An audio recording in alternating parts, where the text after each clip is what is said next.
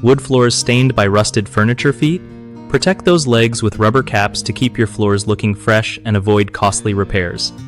Okay, so here's the thing. When your furniture legs start rusting, they can totally mess up your wood floors with ugly stains.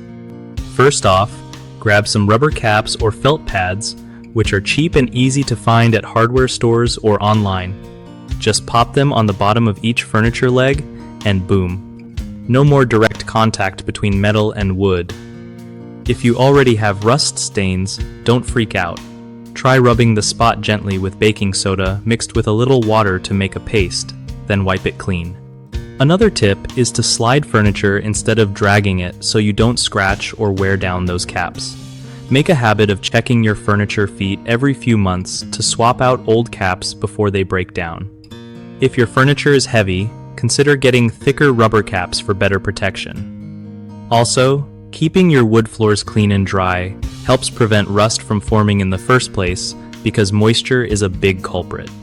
One of the biggest mistakes people make with wood floor care is ignoring those rust stains until they get bad. This just makes the damage worse and harder to fix. Another common problem is using cheap or worn-out caps that don't fully cover the metal legs, which means the rust keeps spreading. A simple fix is always to invest in decent quality rubber caps and replace them regularly. Lastly, many folks forget about moisture control. Having a humid environment speeds up rusting, so using a dehumidifier or keeping floors dry can stop stains before they start.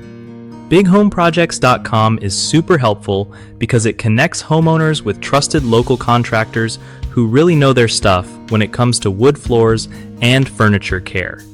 Plus, if you're a contractor, it's a great way to get consistent work and build your reputation in your area without all the hassle.